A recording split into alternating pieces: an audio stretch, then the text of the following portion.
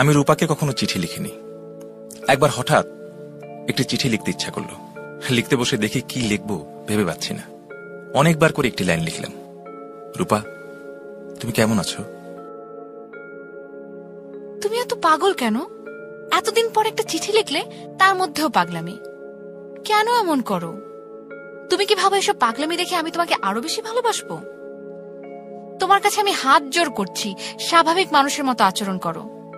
ওই দিন দেখলাম দুপুরের কড়া রোদে কেমন পাগলের মতো হাঁটছো, বিড়বিড় করে আবার কি সব যেন বলছো। দেখে আমার কান্না পেয়ে গেল। তোমার কি সমস্যা তুমি আমাকে বলো।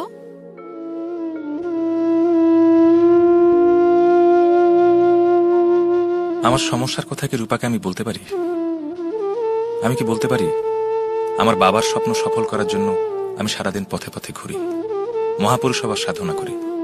যখন খুব ক্লান্তি অনুভব করি তখন একটি নদীর স্বপ্ন দেখি। এইসব কথা রূপাকে বলার কোনো অর্থ হয় না। বরং কোনো কোনো দিন তরঙ্গিনী স্টোর থেকে তাকে টেলিফোন করে বলি, রূপা তুমি কি এক্ষুনি নীল রঙের একটা শাড়ি পরে তোমাদের ছাদে উঠে কার্নিশ ধরে নিচের দিকে তাকাবে? তোমাকে খুব দেখতে ইচ্ছা করছে, একটুখানি দাঁড়াও, আমি তোমাদের বাসার সামনের রাস্তা দিয়ে হেঁটে চলে যাব। আমি জানি রূপা আমার কথা বিশ্বাস করে না, তবু যত্ন করে শাড়ি পরে, চুল বাঁধে, চোখে কাজলের ছোঁয়া লাগিয়ে ছাদের কার্নিশ ধরে দাঁড়ায়। সে অপেক্ষা করে। আমি কখনো যাই না। আমাকে তো আর 10টা সাধারণ ছেলের মতো হলে চলবে না, আমাকে হতে হবে অসাধারণ। আমি সারাদিন হাঁটি, আমার পথ শেষ হয় না।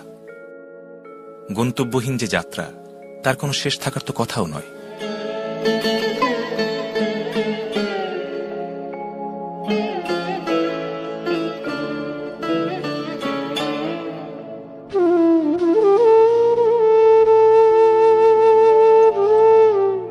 আমার বাবা তার খাতায় আমার জন্য যেসব উপদেশ লিখে রেখে গেছেন, তার মধ্যে একটা শিরোনাম হচ্ছে নির্লিপ্ততা। তিনি লিখেছেন, পৃথিবীর সকল মহাপুরুষ এবং মহাজ্ঞানীরা এই জগৎকে মায়া বলে অভিহিত করিয়াছেন। আমি আমার ক্ষুদ্র বিবেচনায় দেখিয়াছি আসলেই মায়া। স্বামী ও স্ত্রীর প্রেম যেমন মায়া বই কিছুই নয়, ভ্রাতা ও ভগ্নীর স্নেহ সম্পর্কেও তাই। যে কারণে স্বার্থে আঘাত লাগিবা মাত্র স্বামী স্ত্রীর প্রেম বা ভ্রাতা ভগ্নীর ভালোবাসা কর্পূরের মতো উড়িয়া যায়। কাজেই তোমাকে পৃথিবীর সর্ববিষয়ে পুরোপুরি নির্লিপ্ত হইতে হইবে। কোনো কিছুর প্রতি তুমি যেমন আগ্রহ বোধ করিবে না, আবার অনাগ্রহ বোধ করিবে না। মানুষ মায়ার দাস, সেই দাসত্ব শৃঙ্খল তোমাকে ভাঙিতে হইবে।